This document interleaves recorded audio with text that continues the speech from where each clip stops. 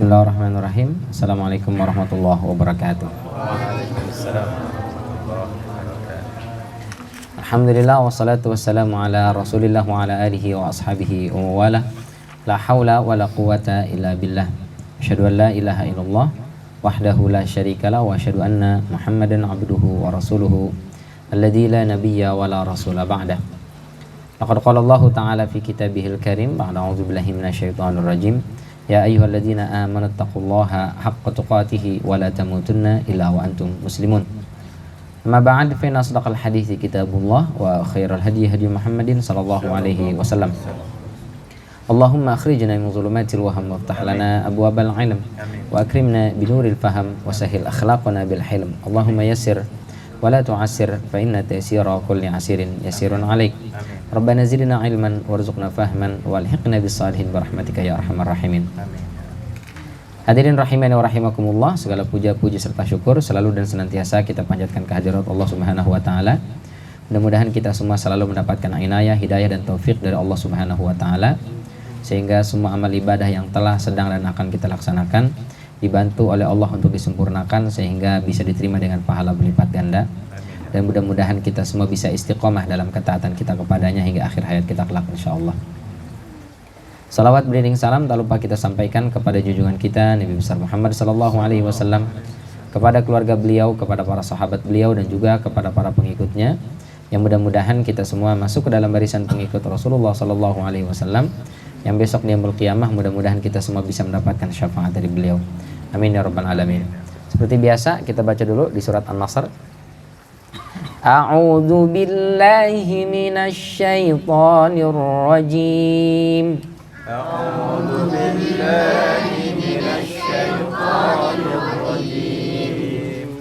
Bismillahirrahmanirrahim. Bismillahirrahmanirrahim.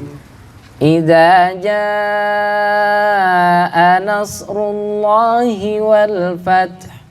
Idza jaa nasrullahi wal fath. Wa ra'aitan nasa yadkhuluna fi dinillahi afwaja. Wa ra'aitan nasa yadkhuluna fi dinillahi afwaja. Fasabbih bihamdi rabbika wastaghfir. Fasabbih bihamdi rabbika wastaghfir. Innahu kana tawwaba. Innahu kana tawwaba. Shadaqallahul azim. Kemarin kita sudah membahas tentang muqaddimah dari surat ini, beberapa hal yang berkaitan dengan peristiwa turunnya surat An-Nasr. Kita masuk ke ayat pertama. Bismillahirrahmanirrahim. Idza jaa nasrullahi wal fath. Dalam bahasa Arab, idza itu tufidul huquq wal luzum. Idza itu maknanya itu menunjukkan sesuatu yang pasti. Dia terjemahnya apabila, jika. Nah, tapi jikanya di sini itu maknanya sesuatu yang pasti. Ya. Maka setelahnya selalu kata kerja bentuk lampau. Jaa ini fi'il madhi kalau dalam istilah pesantren. Kalau istilah kita yang nggak nyantri, bentuk lampau, sudah dikerjakan gitu. Telah terjadi. Tapi dia menjelaskan pekerjaan yang atau peristiwa yang belum datang atau belum terjadi. Maka itu menunjukkan sesuatu yang pasti. Jadi kata kerja bentuk lampau digunakan untuk menjelaskan peristiwa atau kejadian yang akan datang. Itu maknanya pasti. Makanya semua peristiwa kiamat itu menggunakannya bentuk lampau. Idza waqa'atil waqi'ah. Itu waqa'at. Itu artinya telah terjadi. Al-waqi'ah hari kiamat. Fa idza nufikha fis-sur, apabila trompet sangkakala itu telah ditiup. Padahal udah ditiup apa belum? Belum. Ya, kecuali trompet tahun baruan itu banyak ditiup. Tapi kalau ikutan malaikat Israfil niup, habis kita. Sekali niup selesai udah. Kenapa peristiwa-peristiwa hari kiamat menggunakan kata kerja bentuk lampau? Menunjukkan dia pasti terjadi. Nah, sama di sini Nasrullah wal fath itu pasti terjadi. Maka di sini gunakannya jaa, bukan yaji'u. Jaa itu bentuk lampau, yaji'u bentuk sedang akan. Jadi idza jaa ini menunjukkan pasti terjadi. Ya. Yang kedua, jaa ini dalam bahasa Al-Quran ada beberapa ya makna datang itu. Ada jaa, ada ata, ada hadara, hadir, datang. Ya. Apa bedanya? Kalau ata itu sudah nyampe, pertama kali nyampe itu ata. Jadi bapak-bapak datang dari rumah ke Asyifa sampai di gerbang ini itu disebut dengan ata. Ata fulanun. Kalau udah buka gerbang, laqad ata fulan. Udah datang nih si fulan, udah nyampe itu, udah kelihatan batang hidungnya. Bukan batang hidungnya doang sih, maksudnya seluruh badannya lah ya. Itu ata. Tapi kalau jaa itu datang dari jauh tapi bentar lagi nyampe. Udah sampai di depan gang, udah sampai masjid. Nah, itu berarti bentar lagi sampai. Itu jaa. Kalau ata udah kedatangan pertama, udah nyampe nih, udah kelihatan, nah itu ata. Ya. Kalau hadara, biasanya kalau hadara itu datang karena apa? Ada janji, ada appointment apa istilahnya? Kita sebelumnya sudah tahu nih ada meeting, ada pertemuan, maka kita datang. Jadi hadirin datang ke sini disebut hadirin, hadara. Kenapa? Karena udah tahu, udah di-share, malam ini ada kajian jam sekian. Ya. Maka datang ke sini itu bilangnya hadara. Bukan lagi jaa, bukan lagi ata, tapi hadara. Jadi kalau hadir itu memang karena kita tahu ada pertemuan di sana atau ada kajian di sana atau ada kegiatan di sana, maka kita datang untuk itu disebut dengan hadara. Maka kalau orang datang ke majelis taklim, bilangnya bukan majiun atau atun, tapi disebutnya hadirun. Ya. Wahai hadirin dan hadirat. Ya. Itu pakainya hadara. Kenapa? Karena semua orang datang ke majelis ilmu, majelis taklim, insya Allah sudah tahu ada majelis taklim kan sebelumnya, maka datang. Kecuali dia misalnya lagi ngapain, tiba-tiba ada apa tuh orang ramai-ramai ngumpul, pengen ikutan dah. Nah itu berarti pakainya jaa dia. Nanti jadinya ata. Karena dia nggak pakai appointment dulu sebelumnya. Dia nggak tahu ada informasi pengajian. Pokoknya begitu dengar orang ngumpul-ngumpul, ada apa sih itu? Ikut nimbrung, kayaknya oke juga nih. Akhirnya duduk. Apalagi ada makan, yuk tambah mantep nih misalnya kan. Nah itu dia tanpa appointment sebelumnya, dia nggak masuk hadirin tuh. Dia majiun bilangnya itu. Nah itu mana jaa. Jadi iza tufidul hukuk wal luzum, jaa bentuknya bentuk lampau, menjelaskan kejadian yang akan datang, berarti menunjukkan sesuatu yang pasti dan dia dekat waktunya, sebentar lagi. Jadi pertolongan Allah itu dekat dengan kita. Tapi dia kadang belum nyampe, tapi pasti dekat. Jadi setiap kita itu selalu sangat dekat dengan pertolongan Allah. Maka pakainya jaa, bukan idza ata. Karena nggak semua kita sedang dapat pertolongan Allah sekarang gitu. Tapi dia pasti dapat pertolongan Allah dalam kehidupannya. Kapan pertolongan Allah itu dekat? Maka pakainya jaa. Ya. Dan dia nggak pakai janji, nggak pakai perjanjian gitu. Kamu kalau datang sampai di sana, nanti di sana baru dapat pertolongan Allah. Nggak gitu. Kadang pertolongan Allah kita dapat di sini, kadang di situ, kadang udah sampai di sana, kadang udah pulang lagi ke rumah baru datang pertolongan Allah. Jadi dia nggak pakai appointment. Maka nggak pakai hadara bilangnya. Kalau ada appointment kita jelas tuh. Idza hadara nasrullahi wal fath. Jadi jelas tuh. Oh pertolongan itu kalau kita A, B, C, D, F, G nanti baru dapat pertolongan. Kapan pertolongannya, apa bentuknya, jelas. Itu pakainya hadara. Atau misalnya udah datang pertolongan Allah, itu pakainya ata. Tapi kalau ini kita nggak tahu pertolongan Allah itu bentuknya seperti apa, kapan waktunya, di mana datang pertolongannya. Tapi Allah jamin pasti datang dan dia dekat sebentar lagi. Dan dia dekat sebentar lagi.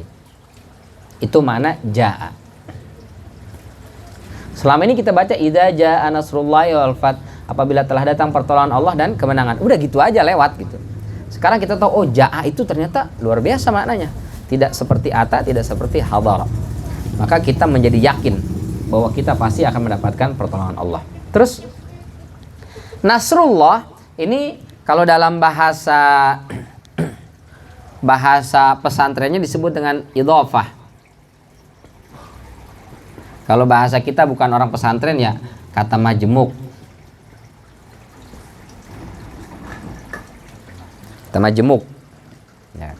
Dua kata yang bergabung menjadi satu memiliki makna baru. Kalau di Indonesia misalnya kayak rumah sakit. Itu kan rumah ya rumah, sakit ya sakit. Tapi kalau digabung menjadi satu maknanya khusus. Gitu. Meskipun sebagian orang bilangnya jangan rumah sakit dong, rumah sehat. Jadi kalau orang datang ke sana jadi sehat gitu. Bukan rumah sakit kita sehat datang ke situ jadi sakit, jadi rumah sakit, jadi rumah sehat. Cuman daftarnya kayaknya belum bisa ya.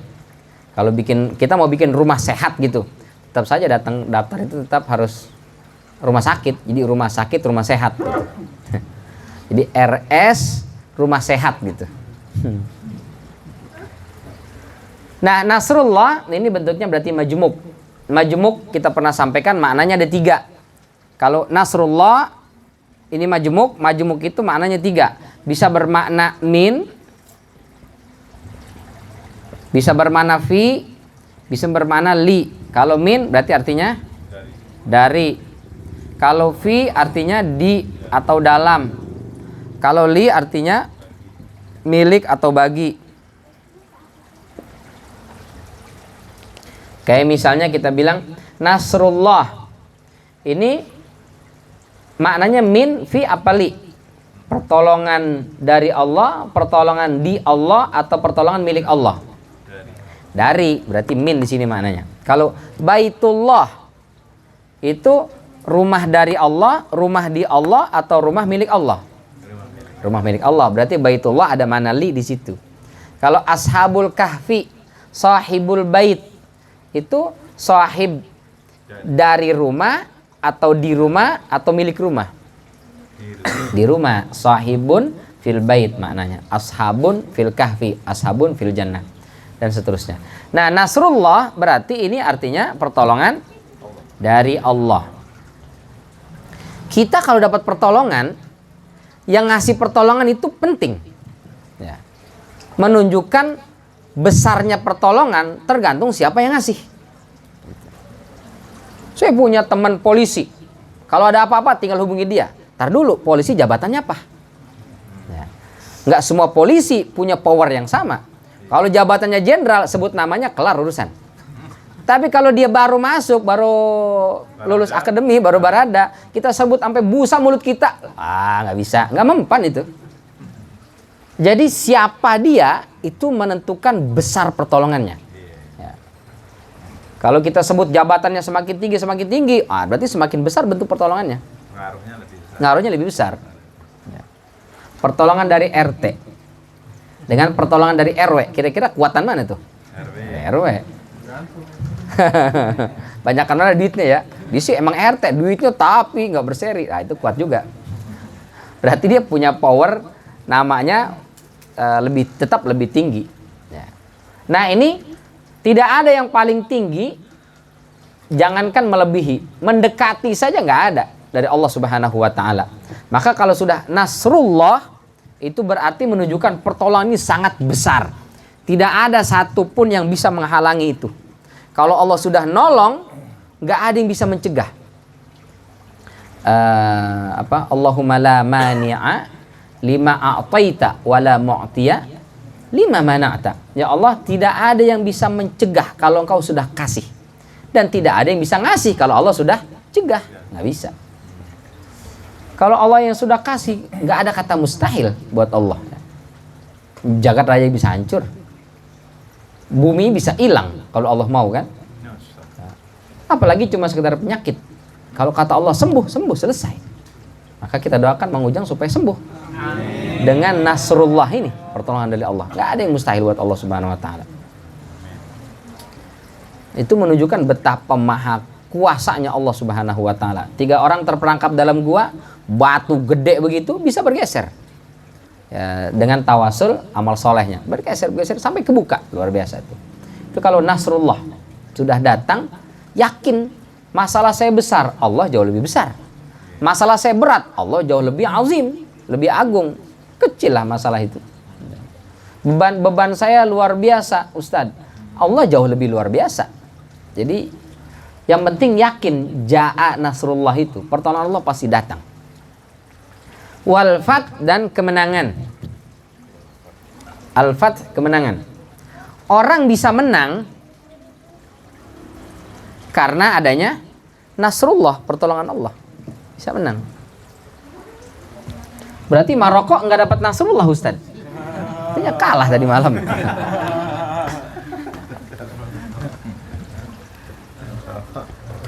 Itu udah nyampe segitu aja, udah nasrullah udah banyak gitu. Ya, bisa lolos 16 besar, 8 besar sampai semifinal, itu udah luar biasa. Makanya mereka tetap sujud syukur ya. Sedih sih memang, cuman tetap sujud syukur, luar biasa itu. Sampai situ aja dahsyat luar biasa. Mungkin kalau menang, apalagi sampai juara Piala Dunia, nanti orang akan sesumbar. Makanya jadi muslim kan, sombong akhirnya kita dengan keislaman. Cukup segitu, segitu aja udah luar biasa itu. Mensyukurinya ya. Jadi nasrullah itu menyebabkan adanya al-fath, kemenangan. Kemenangan itu pasti ada pertolongan Allah. Maka jangan pernah sombong kita ketika menang. Karena sejatinya karena pertolongan Allah. Gitu. Supaya menang, carilah pertolongan Allah. Tuh ada orang yang maksiat, dosa, dapat pertolongan Allah. Ya, bisa menang dia, itu menunjukkan Allah kalau sudah nolong nggak pandang bulu. Di dunia ini, mau orang kafir ke, orang muslim ke, selama dia melakukan asbab kemenangan, Allah akan tolong, Allah berikan itu. Pasti itu. Menunjukkan Allah Ar-Rahman. Tapi nanti hari kiamat mereka nggak dapat lagi nasrullah. Ya. Walahum yunzurun. Wa ma lahum min nasir, banyak sekali dalam ayat. Wa ma lahum min nasir. Mereka tidak ada yang bisa menolong. Nggak ada itu. Kita orang beriman ada nasrullah, di dunia dapat, di akhirat dapat. Wahum yastarikhuna fiha. Mereka menjerit berada di dalam neraka. Rabbana akhrijna na'mal salihan ghairal ladzi kunna na'mal. Ya Allah, keluarkan kami dari neraka. Mudah-mudahan kalau kami dikasih kesempatan hidup sekali lagi, kami akan melakukan amal soleh, kata dia. Apa kata Allah? Awalam nu'ammirkum ma yatadzakkaru fihi man tadzakkar wa ja'akumun nadhir fama lizzalimina min nasir. Kata Allah, bukannya kemarin di dunia kau sudah aku kasih kesempatan hidup? Ada yang 30 tahun, ada yang 50 tahun, ada yang 70 tahun, bahkan lebih. Yang lain bisa, kenapa kalian enggak? Gitu. Kata Allah. Maka fama lizzalim wa ja'akumun nadhir, sudah datang kepada kalian orang-orang yang memberikan peringatan, para nabi, rasul. Bahkan kalau kata Ibnu Abbas, nazir di situ tidak mesti harus orang ngasih tahu, ngingetin kita. Bahkan boleh jadi rambut yang mulai memutih, nih mohon maaf banget. Rambut yang mulai memutih itu nazir, peringatan dari Allah bahwa kita bentar lagi. Gigi yang mulai permisi, atu-atu nggak balik-balik lagi, itu nazir, peringatan dari Allah bahwa kita bentar lagi. Fisik yang udah nggak segagah dulu, itu nazir. Maka fama lizzalimina min nasir. Maka buat orang-orang yang zalim tidak ada yang bisa nolong. Tuh. Jadi buat orang-orang kafir di dunia mungkin dapat pertolongan Allah, tapi akhirat nggak dapat ya. Dan pertolongan Allah untuk orang-orang seperti itu, dia sifatnya fisik, maknawinya nggak dapat. Maka mereka dapat dunia, ketenangan nggak mereka miliki. Ya. Kesenangan fisik saja, bukan kesenangan ruh. Maka itu yang disebut dengan istidraj. Semakin dia dapat, semakin dia punya, semakin dia menjauh dari Tuhan. Mungkin akan ada sebagian orang tuh kan, ngapain jadi muslim, kalah kan? Biar kata seluruh dunia umat Islam doa tahajud sampai sholawatan nobar di pesantren itu ya, kalah kan? Prancis malah yang nggak beriman lah dalam tanda kutip lah gitu, menang itu. Akhirnya orang ada juga yang sesumbar begitu. Itu istidraj. Kita buat orang beriman udah segitu aja udah alhamdulillah, itu udah masya Allah luar biasa ya. Selalu mengambil sisi positifnya. Taib. Itu makna perkata dari ayat pertama surat An-Nasr ini. Jadi apa maknanya? Idza jaa nasrullahi wal fath apabila telah datang pertolongan Allah dan kemenangan. Jadi pertolongan Allah selalu disandingkan dengan kemenangan. Artinya orang yang kalau ditolong Allah pasti menang gitu. Ini menunjukkan bahwa setiap kita membutuhkan pertolongan Allah. Nggak ada kita yang tidak membutuhkan pertolongan Allah. Karena manusia itu khuliqal insanu dha'ifa, diciptakan lemah sekali kita. Kita ngelawan sakit gigi aja nggak sanggup. Segitu banyak kita punya gigi, satu doang yang sakit, stres, nggak bisa tidur. Makan susah, ada orang berisik, marah kita. Masang petasan di samping rumah, woi, pergi lu dong, lagi sakit gigi nih, sakit gigi dong, satu biji dong gigi yang sakit padahal itu. Nggak sanggup kita, nggak sanggup, lemah sekali. Kita butuh pertolongan Allah. Jadi kemenangan yang kita raih itu adalah karena pertolongan Allah. Dan pertolongan Allah itu adalah sesuatu yang pasti datang. Tinggal kita siap nggak untuk menjemput pertolongan Allah itu. Pertama, surat Ali Imran ayat 160. Ini menunjukkan kita membutuhkan pertolongan dari Allah.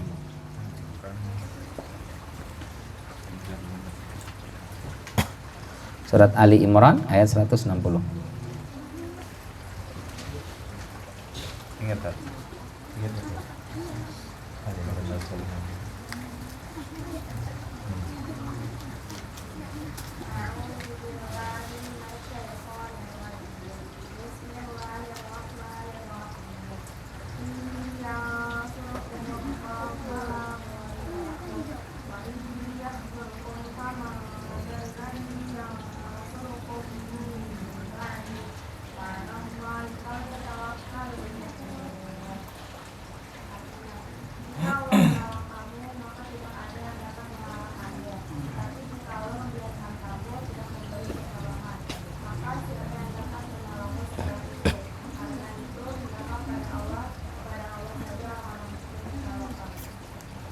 Ya, iyang surkumullahu fala ghalibalakum.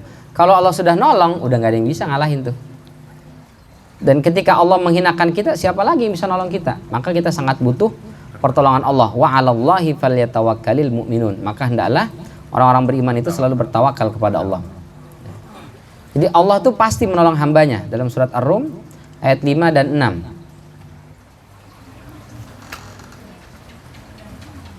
Allah pasti menolong hambanya.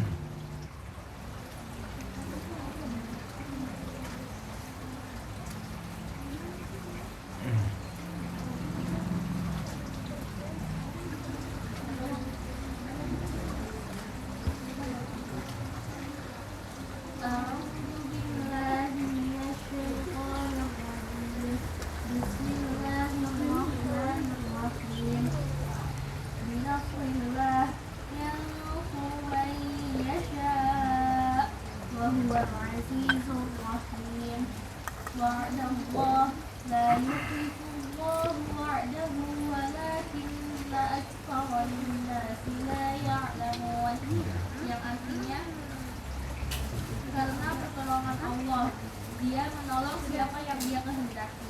Dia maha perkasa, maha penyayang. Itulah janji Allah. Allah tidak akan menyalahi janjinya, tetapi kebanyakan manusia tidak mengetahui. Ya, binasrillahi yansuru may yasha. Itu adalah wa'adallah, janji Allah. La yukhlifullahu wa'adah. Allah tidak akan menyelisihi janjinya. Tapi kebanyakan manusia tidak menyadarinya bahwa kita pasti ditolong oleh Allah Subhanahu wa taala. Nah, pertanyaannya siapa yang akan mendapatkan pertolongan Allah? Jadi siapa saja orang yang akan mendapatkan pertolongan Allah. Nah, ini kita mesti menjadi salah satu dari ini ya, supaya dapat pertolongan Allah. Siapa mereka? Yang pertama adalah para rasul dan orang beriman. Surat Ghafir ayat 51. Di siapa yang akan mendapatkan pertolongan Allah? Para rasul dan orang beriman.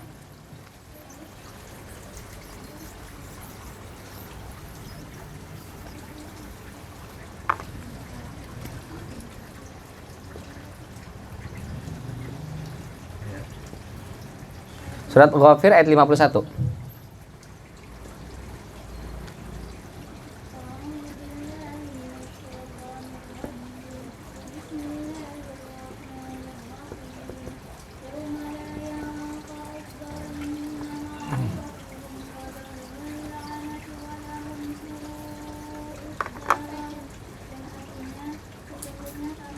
akan menolong rasul-rasul kami dan orang-orang yang beriman dalam kehidupan dunia dan pada hari tampilnya para saksi atau kiamat. Inna lanansuru rusulana. Sesungguhnya kami benar-benar, itu lamnya namanya lam taukid, benar-benar akan menolong para rasul kami dan orang-orang beriman. Di mana? Di dunia dan ketika berdirinya para saksi. Maknanya adalah hari kiamat. Jadi orang beriman dan para rasul ditolong oleh Allah. Di dunia ditolong, di akhirat ditolong. Kalau tadi kita sampaikan orang kafir bisa saja dia di dunia dapat pertolongan Allah, tapi besok hari kiamat nggak ada pertolongan Allah Subhanahu Wa Taala. Kita orang beriman di dunia dapat, di akhirat dapat. Jadi jangan nggak apa-apa lah kita mah ditolongnya nanti aja. Enggak, di dunia pun dapat kita pertolongan dari Allah. Wa yauma yaqumul ashhad. Pada hari ketika berdirinya para saksi. Oh, nanti akan menjadi saksi-saksi tuh. Orang-orang umat atau nabi-nabi terdahulu dan umatnya itu akan disidang oleh Allah. Ditanya, Nuh, Hud, Saleh dan seluruh nabi-nabi, sudahkah kalian ajak manusia menyembahku? Sudahkah kalian peringatkan manusia dari menyekutukanku? Sudah ya Allah, sudah aku ajak, sudah aku dakwai dan seterusnya. Allah tanya kepada kaumnya, benarkah mereka para nabi ini sudah menyampaikan dakwahnya? Kata mereka, enggak tuh, enggak ada deh. Perasaan dulu biasa-biasa aja di dunia. Akhirnya Allah tanya balik, tuh katanya enggak. Sudah ya Allah, siapa yang jadi saksi? Lalu kata para nabi, umat Muhammad. Kita tuh dipanggil. Mana umat Muhammad? Datanglah kita. Allah tanya, kau kenal orang ini? Siapa dia Allah? Dia adalah Saleh. Dia adalah Nuh, dia adalah Hud dan seterusnya. Perasaan tetangga saya nggak ada. Oh ada, guru saya Ustaz Solah. Oh, ini Soleh, lain lagi nih. Kalau kita nggak ngaji nggak tahu tuh. Tapi karena kita ngaji, ya Allah saya tahu ini. Saya bersaksi Allah bahwa mereka telah menyampaikan risalah dakwahnya. Nanti Allah tanya balik ke kita, siapa yang menjadi saksi buat kalian bahwa kesaksian kalian benar? Kita akan mengatakan Muhammad Nabiyuna sallallahu alaihi wasallam. Nabi Muhammad ya Allah, dialah yang menjadi saksi bahwa kami benar saksi persaksiannya. Maka Allah panggil tuh Nabi Muhammad. Allah tanya, oh itu adalah hari yang paling berat buat beliau.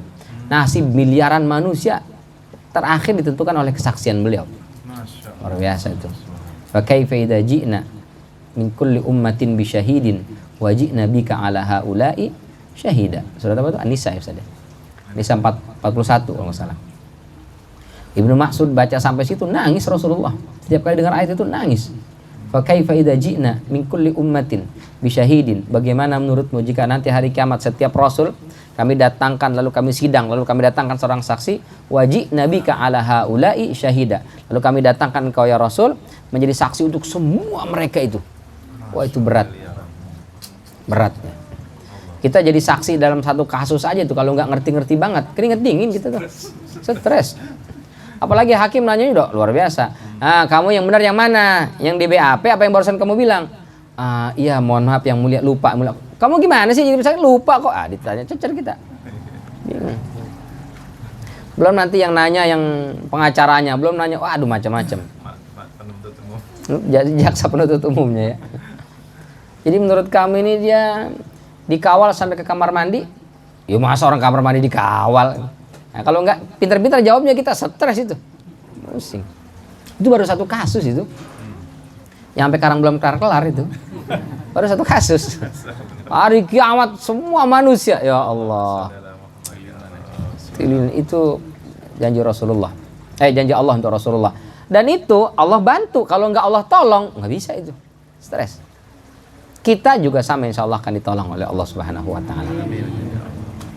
Kayak tadi Ustaz Budi sampaikan, kita kalau mau mengkaji ayat itu enggak bakal cukup lah umur kita ini. Meskipun setiap malam kita ngaji enggak bakal cukup sebenarnya. Enggak bakal cukup. Masya Allah. Saking begitu luasnya ilmu Allah. Apa kata Allah itu? Lau kana al-bahru midadan li kalimati rabbi lanafidal bahru qabla an tanfada kalimatu rabbi walau ji'na bimithlihi madada. Sekiranya lautan dijadikan tinta untuk menuliskan kalimat-kalimat Allah, sampai kering tuh lautan, ilmu Allah belum kering. Meskipun kita datangkan lagi, bawa lagi satu lautan lagi. nggak bakal cukup. Dalam surat Luqman itu wal asjaru gimana ayatnya? Walau annama fil ardi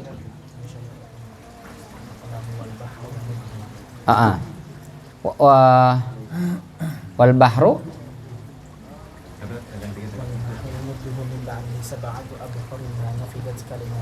ya, sekiranya seluruh pohon ini dijadikan sebagai pena, terus lautan dengan 7 lautan, ya 7 langsung datangkan, dijadikan sebagai tinta untuk nulis kalimat-kalimat Allah, itu nggak akan pernah bisa cukup, nggak akan habis itu. Luar biasa. Surat apa? Luqman itu. Ya, ayat 27. Luar biasa tuh. Maka yang kita cari itu sebenarnya bukan mau ngelarin Quran itu, karena memang nggak bakal cukup. Kita yang cari itu berkahnya aja. Meskipun 1-2 ayat kita dapat berkah dan ridhonya, mudah-mudahan Al-Quran hari kiamat datang memberi syafaat, nolong kita tuh. Dengan begitu Allah akan menyelamatkan kita. Itu aja kita mah. Kita mau selamat doang dunia akhirat. Kita mau supaya Allah nolong kita, itu doang. Gimana cara Allah nolong kita? Jadi orang beriman. Di mana bukti beriman itu? Di antaranya adalah kita belajar Quran. Meskipun kau belajar Quran, iya ya Allah, berapa tahun? 20 tahun. Bisa apa? Kon belum bisa-bisa. Nggak apa-apa, yang penting kita termasuk ahlul Quran. Ahlul Quran. Nah, ahlul Quran itu nggak harus hafal. Kalau semua bisa hafal, afdol.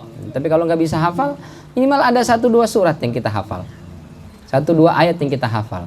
Kalau bisa kita paham semua ayat itu afdal, bagus. Tapi kalau nggak bisa, ya 1-2 ayat, 1-2 surat yang kita pahami, kita amalkan. Dengan begitu kita masuk ahlul Quran. Maka selalu kita belajar itu bukan untuk pintar, tapi belajar untuk mendapat ridho Allah. Itu aja udah. Kalau dari ridho Allah, di dunia ditolong, di akhirat ditolong. Yang kedua dalam surat An-Nur ayat 55. Surat An-Nur ayat 55. Ini janji Allah bahwa orang-orang beriman pasti ditolong.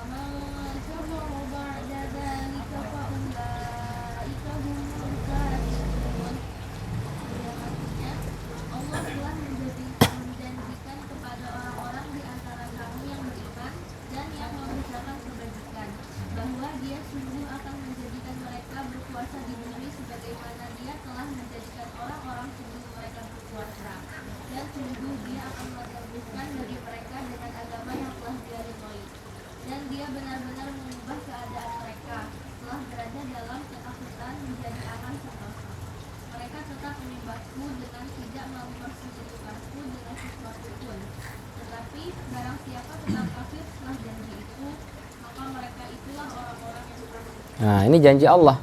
Wa'adallahu alladzina amanu minkum wa 'amilus shalihat la yastakhlifannahum fil ard. Orang-orang beriman dan beramal soleh itu pasti Allah jadikan sebagai penguasa di muka bumi ini. Ya, itu janji Allah. Yang penting kalau sudah berkuasa, dia menegakkan agama Allah, menyembah Allah, tidak menyekutukan Allah. Itu janji itu pasti. Jadi kalau kenapa sampai sekarang umat muslim belum berkuasa? Jangan-jangan kita belum sampai pada level keimanan sebagaimana yang Allah kehendaki. Iman kita masih tipis, atau amal kita belum sampai pada tahap sholihat. Ya. Tapi kalau sudah iman dan amal soleh, itu pasti itu. Orang beriman dan orang beramal soleh itu pasti hidupnya itu aman, pasti hidupnya sukses, itu pasti itu. Sebelum di akhirat, di dunia itu pasti. Nggak ada tuh melarat, kesulitan segala macam, nggak ada. Orang beriman itu nggak ada. Bahkan Siapa tuh salah satu gurunya Imam Bukhari itu? Subhanallah. Beliau mengatakan, kalau kau mempelajari ayat-ayat Allah dan sunnah Rasulullah, lalu kau perjuangkan dua itu, mustahil kau akan dibiarkan Allah hidup dalam kemiskinan, dalam kesulitan. Mustahil. Pasti itu janji Allah. Baik, itu yang pertama adalah para rasul dan orang beriman. Yang kedua, orang-orang yang menolong agama Allah.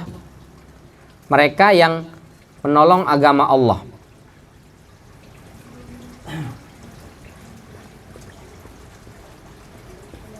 Ini pasti ditolong. Ayatnya Al-Hajj ayat 40.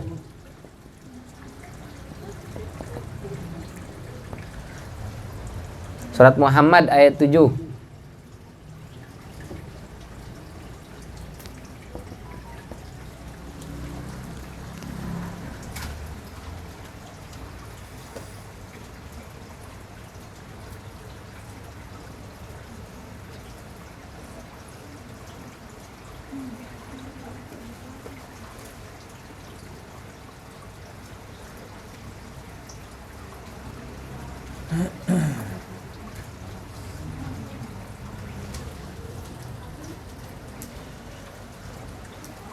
Kita buka yang pertama surat Al-Hajj ayat 40.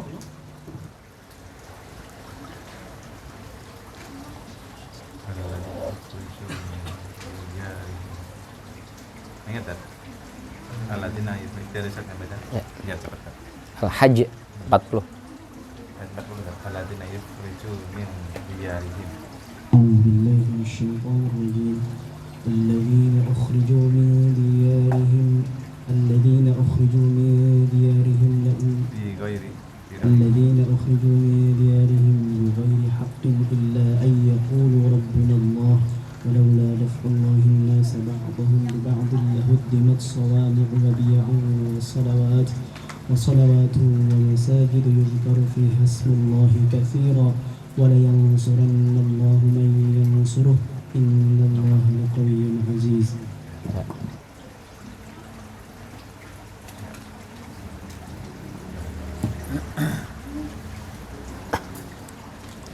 Nah, itu agak panjang ayatnya, kita potong langsung ke akhir. Walayan surannallahu mayyansuruh, dan sungguh pasti Allah akan menolong. sungguh pasti. Ya, ada sungguh pasti lagi. Walayan suranna itu diapit oleh dua huruf taukid.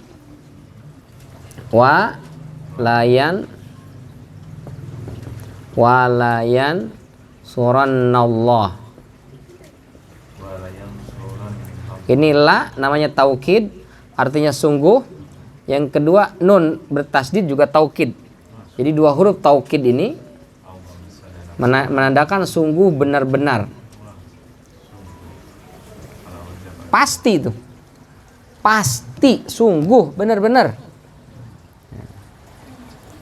Allah akan menolong man yansuruhu. Siapa yang menolong agama Allah. Jadi sungguh pasti Allah akan menolong orang-orang yang menolong agama Allah. Teman-teman kita sih gitu ya. Orang-orang yang tidak suka dengan Islam, mereka mengatakan Islam ini agama yang lemah. Allah itu nauzubillah min dzalik adalah Tuhan yang butuh pertolongan. Masa Allah ditolong? Ya. Mestinya nggak perlu ditolong dong. Ya. Jadi kan siapa yang menolong agama Allah, maka Allah akan menolong dia. Jadi kita menolong agama Allah bukan karena Allah butuh pertolongan, tapi Allah mau lihat siapa orang yang bersungguh-sungguh dalam agama ini. Nanti timbal baliknya Allah akan tolong orang itu.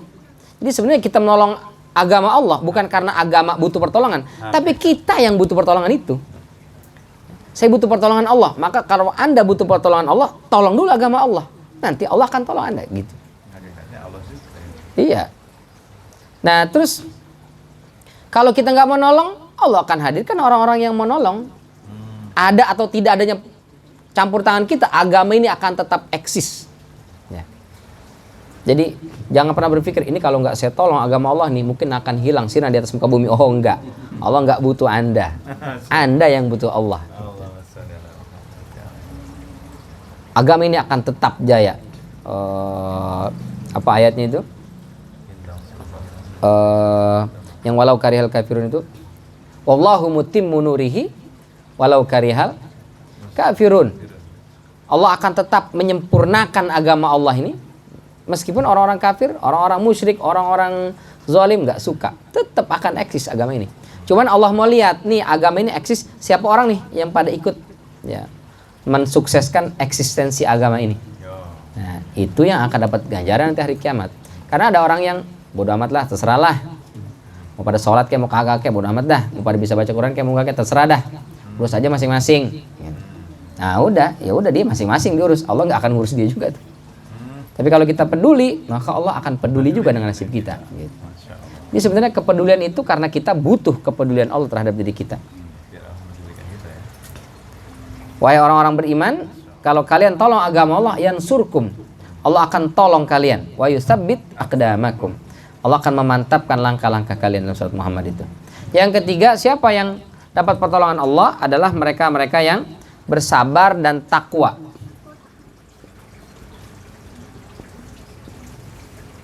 Bersabar dan takwa. Ayatnya Ali Imran ayat 120 dan 125.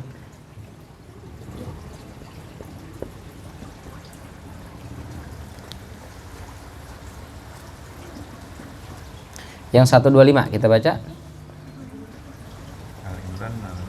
Ali Imran 125.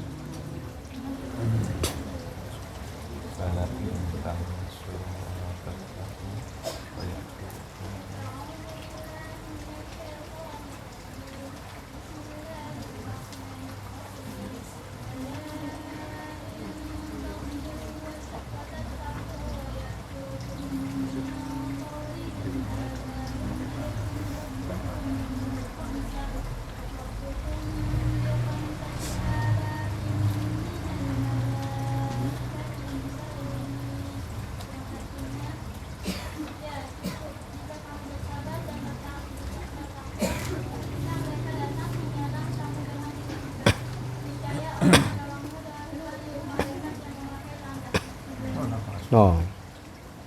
Ditolong dengan khamsati alaf, 50.000 malaikat. 5.000 ya? Khamsati alaf, maaf. Khamsati alaf, 5.000 malaikat. Oh, nolong kita tuh. Di dalam perang Badar ya, dalam perang Badar Allah kirimkan 5.000 malaikat. Perang-perang yang lain, para sahabat itu luar biasa. Tapi ada juga orang yang kaum nyinyiriyun ya.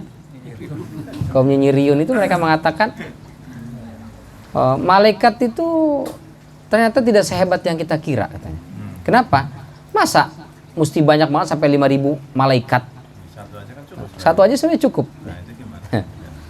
Jadi kita katakan malaikat di situ turun bukan ikutan berantem, bukan ikutan perang, bukan. Malaikat itu turun hadir menambah jumlah pasukan terlihat seolah-olah banyak. Kalau malaikat ikut perang, satu aja digeprek habis semua udah itu. Jadi ayam geprek semua. Orang geprek. Habis. Ya, Nabi Muhammad SAW ketika dilempari dengan batu di Taif, satu aja malaikat datang, penjaga gunung.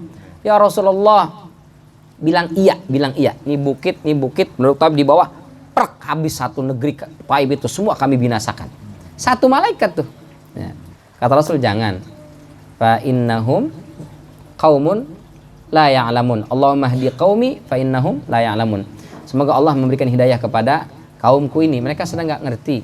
Mungkin sekarang mereka nggak paham, mereka memusuhiku. Tapi kan mungkin nanti ada anak cucunya, keturunannya yang beriman kepadaku. Jadi cukup satu aja. Jadi di situ malaikat turun, Allah turunkan memberikan bantuan, bukan turun terjun langsung. Malaikat cuma datang aja nongkrongin gitu. Jadi kelihatannya musuh, kok banyak banget umat Islam. Takut di situ dia. Yang berperang tetap umat Islam. Yang mengayunkan pedang segala macam umat Islam. Malaikat cuma datang gitu doang. Gitu doang aja habis kocar-kacir pasukan. Apalagi ikut perang. Sekali tipu aja habis sudah itu. Malaikat besar-besar. Malaikat Jibril aja satu sayapnya menutup ufuk gitu. Malaikat-malaikat pemikul ars itu jarak dari daun telinga sini sampai sini aja itu perjalanan 70 tahun. Dari telinga sini ini jalan sampai pundak sini 70 tahun. Bayangin. Betapa besarnya malaikat pemikul arsy. Ini kalau benar-benar malaikat turun campur secara fisik langsung begitu, habis dah. Iya, disentil dong begini hilang udah bumi itu sekaligus. Bumi udah hilang. Bumi hilang. Jadi pertolongan Allah, sebenarnya pertolongan Allah itu kita sendiri yang ngerjakan. Allah cuman mudahin aja, Allah gampangin gitu. Kalau Allah yang turun tangan ngerjain langsung atau malaikat turun tangan ngerjain langsung, luar biasa itu. Jadi tetap yang menyelesaikan kita, yang melakukan kita, cuman Allah mudahkan, Allah kasih jalannya, Allah berikan jalan keluar, Allah berikan bantuan dan seterusnya. Tetap kita yang terlibat langsung ya kitanya di situ gitu. Yang penting tasbiru wa tattaqu, sabar dan bertakwa. Pasti. Banyak sudah terjadi kepada para nabi. Nabi Nuh alaihissalam Allah selamatkan dari banjir bandang. Dengan ada yang mengatakan dengan 80 orang, ada yang mengatakan cuma dengan 2 putrinya. Ya, makanya Allah kerucutkan. Kita emang keturunan Nabi Adam alaihissalam, tapi sudah disaring di zaman Nabi Nuh. Maka Allah katakan dalam surat Al-Isra itu, dzurriyyata man hamalna ma'anuh. Wahai manusia, keturunan orang yang dibawa bersama dengan Nabi Nuh alaihissalam. Jadi kita nggak dibilangnya dzurriyyata Adam. Memang iya kita keturunan Nabi Adam, tapi keturunan Nabi Adam ada yang brengsek-brengsek nih. Habis. Nah, yang brengsek-brengsek disaring. Tinggal yang soleh-soleh yang bersama dengan Nabi Nuh. Yang soleh aja masih melahirkan Sambo, melahirkan Firaun, Qarun dan seterusnya ya. Apalagi kalau nggak disaring. Waduh, nauzubillah. Hancur. Nah, itu semua orang mati, semuanya mati kecuali yang di perahu bahtera Nabi Nuh alaihissalam. Karena memang doanya ya, Rabbi la tadhar 'alal ardi minal kafirina dayyara innaka in tadharhum yudhillu 'ibadaka wa la yalidu illa fajran kafara, dalam surat Nuh ayat 26 apa 27 itu. Ya Allah, matikan semua orang kafir. Karena kalau masih hidup orang kafir nih, mereka melahirkan anak keturunannya brengsek juga. Nih matiin aja dah. Maka semuanya mati, semuanya mati. Termasuk Kan'an. Yang hidup hanya yang di bahtera Nabi Nuh alaihissalam aja. Zaman itu habis benar-benar. Allah selamatkan tuh Nabi Nuh alaihissalam dari banjir bandang. Kenapa? Ada 3 klan, hanya 3 klan atau gimana gitu? Iya, ada yang mengatakan kan keturunan Nabi Nuh itu ada Kan'an, ada Sam, ada Yafet, satu lagi Levi. Ada 4. Nah, Kan'an meninggal, sisa yang 3 itu. Ya, itulah keturunan Nabi Nuh alaihissalam yang selamat, yang kemudian melahirkan kita ini. Siapa yang menyelamatkan Nabi Nuh? Kapal bisa berlayar selama Allah alam berapa lama? Ada yang mengatakan banjir itu, ada yang mengatakan selama 200 tahun, 250 tahun, ada yang kurang dari itu, Allah alam. Kita nggak tahu berapa lama banjir menenggelamkan bumi itu, sampai akhirnya mendarat di Bukit Judi. Itu padahal teknologi zaman Nabi Nuh belum sehebat secanggih teknologi sekarang kan.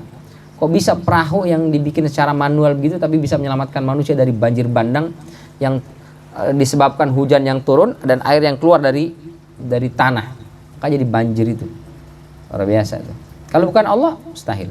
Nabi Ibrahim selamat dibakar oleh Namrud. Keluar dalam kondisi kedinginan. Nabi Musa selamat dari kejaran Firaun dan bala tentaranya. Itu kan Nabi Ustadz, ya wajar aja lah ditolong. Oke, Ibunda Maryam, Allah kasih rizki. Kasih rizki, mana sih rizkinya? Udah hilang. Setiap kali Nabi Zakaria ngasih roti, ngasih makanan, sama Ibunda Maryam nggak dimakan. Jadi ada orang-orang di pinggir-pinggir Al-Aqsa itu yang mengemis, minta-minta, berharap apa gitu makanan, dikasih sama dia. Kamu nanti makan apa? Gak apa-apa wahai paman, aku puasa. Nanti buka puasanya pakai apa? Masih ada rumputan di sini. Itu ada airnya diminum, kadang rumputnya itu dimakan dan diminum oleh Ibunda Siti Maryam. Lalu kemudian karena sedemikian luar biasa kepedulian Ibunda Siti Maryam, maka setiap kali Ibunda Maryam keluar dari biliknya itu, begitu masuk udah ada di situ lengkap makanan itu. Ya, mungkin ada kebuli, ada sate padang, apa segala macam. Enggak lah itu ya. Siliwat. Tapi udah lengkap itu makanannya, menunya semua lengkap. Sampai Nabi Zakaria bingung. Kullama dakhala 'alaiha Zakaria al-mihrab wajada 'indaha rizqa. Qala ya Maryamu anna laki hadza. Setiap kali masuk, loh, kok lengkap makan, banyak banget ini. Maryam dari mana ini? Saya nggak pernah ngirim ini loh. Atau jangan-jangan GoFood? Kan nggak juga, nggak bisa. Zaman itu belum ada GoFood. Shopee Food. Belum ada zaman itu. Dari mana ini? Siti Maryam cuma jawab, qalat huwa min indillah, dari Allah. Tapi gimana caranya? Allah kalau sudah ngasih nggak pakai cara. Pakai cara. Datang, lu bayangkan makanan dari mana pintunya nggak ada itu kan? Udah matang, ada daging di situ, ada nasinya di situ, ada rotinya di situ, ada buahnya di situ, udah lengkap. Dari mana datangnya? Gimana caranya? Allah kalau sudah ngasih pertolongan nggak butuh cara. Itu kan ibunya Nabi. Oke. Nah, ada lagi, turun lagi ke bawah. 3 orang yang terperangkap di gua itu. Ini Nabi bukan, keluarga Nabi juga bukan, orang biasa dan tidak dikenal siapa nama mereka kan. 3 orang terperangkap dalam gua itu. Mereka bisa keluar dapat pertolongan Allah dengan menyebutkan amal soleh. Berarti pertolongan Allah bisa diberikan kepada Nabi, kepada ibunya Nabi, keluarganya Nabi, dan orang biasa. Yang penting dia beriman kepada Allah Subhanahu Wa Taala. Kita termasuk. Yakin pasti dapat pertolongan Allah Subhanahu Wa Taala. Nah, jangan kita kurang yakin. Wa ma min dabbatin illa 'alallahi rizquha. Allah sebutnya dabbah. Secara bahasa artinya hewan melata. Kenapa nggak dibilang min hayawanat misalnya, hewan? Allah lebih memilih dabbah. Dabbah ini secara bahasa dari kata dabba ya dubu, artinya yang bergerak. Maka Allah katakan wa ma min dabbatin illa 'alallahi rizquha. Tidak ada satu hewan melata pun di atas muka bumi ini kecuali pasti Allah tanggung rizkinya. Selama dia dabba ya dubu, mau gerak. Gitu. Gerak. Kalau kamu kenapa nggak kerja? Tidak ada hewan melata pun yang tidak dapat rizki dari Allah, Ustaz. Terus jadi tunggu aja ntar juga datang. Gimana ceritanya? Harus gerak dulu. Ya. Makanya dalam Islam itu ada namanya hijrah. Hijrah itu adalah simbol pergerakan. Umar lebih sepakat menjadikan momentum hijrah sebagai kalender penanggalan tahun baru Islam dibandingkan Isra Mi'raj, nuzul Quran atau peristiwa-peristiwa lainnya. Kenapa? Karena hijrah menunjukkan adanya pergerakan manusia.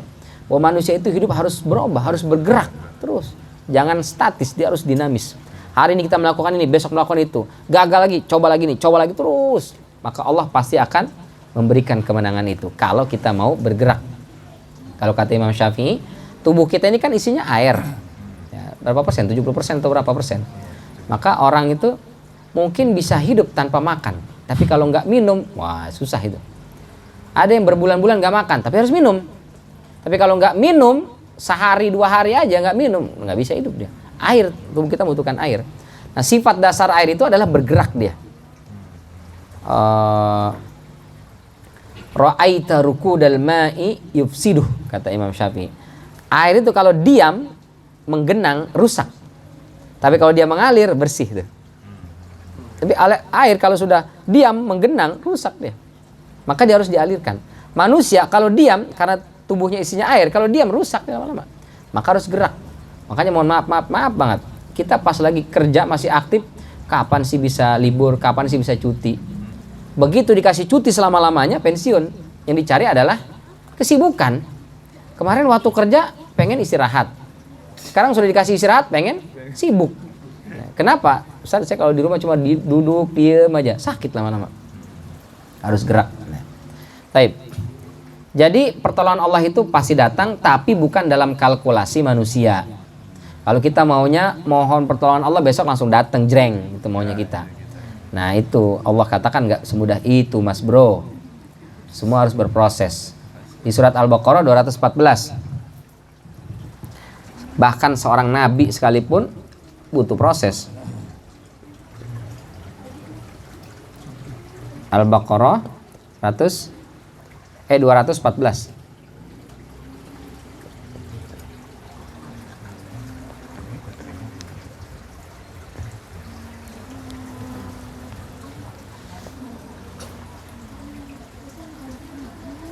Am hasibtum, ya, am hasibtum.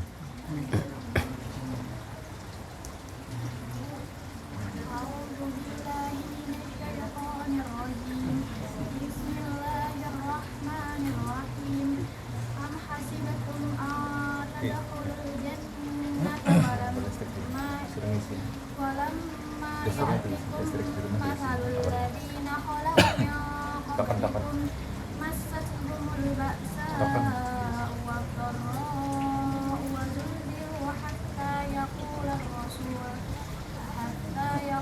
ar-rasul walladzina amanu ma'ahu mata nasrullah ala inna nasrallahi qarib. Artinya, ataukah kamu mengira bahwa kamu akan masuk surga padahal belum datang kepadamu cobaan seperti yang dialami orang-orang terdahulu sebelum kamu. Mereka ditimpa kemelaratan, penderitaan, dan diguncang dengan berbagai cobaan, sehingga Rasul dan orang-orang yang beriman bersamanya berkata, kapankah datang pertolongan Allah? Masya Allah. Ingatlah sesungguhnya pertolongan Allah itu Sangat dekat. dekat. Masya. Udah digergaji, dipotong, dibakar. Kapan pertolongan Allah? Kata Allah dekat, bentar lagi. Tapi kok lama banget ini itu. Lama waktu dipotong, udah disembelih orang. Allah masih bilang qarib, dekat. Jadi dekatnya itu adalah kalkulasi Allah, bukan kalkulasi kita. Karena kalau kalkulasi kita maunya besok langsung. Kalau perlu sekarang nih berdoa, ya Allah, cash langsung datang. Itu maunya kita. Cuman kalau begitu, kira-kira ada orang jahat nggak? Nggak ada. Ada nggak orang nggak sholat? Nggak ada. Orang pasti sholat. Karena begitu sholat, ya Allah berikan duit, blok langsung dapat duit. Kalau datang, saya nggak punya duit nih, sholat makanya doa, langsung dikasih loh. Langsung sholat dia. Akhirnya orang sholat bukan karena Allah. Orang ibadah bukan karena Allah. Karena pengen dapat cashnya itu. Maka hilang lagi tuh makna tauhid mengesahkan Allahnya. Jadi Allah undur pertolongan itu sesuai dengan ilmu Allah demi kemaslahatan kita. Karena manusia seringkali kalau dia doa terus manjur doanya sombong. Oh, macam-macam sama gue, doa gue tuh manjur loh. Kemarin gue bilang terbalik tuh. Gue bilang jatuh tuh. Macam-macam. Sombong tuh udah langsung ya. Bahaya manusia tuh.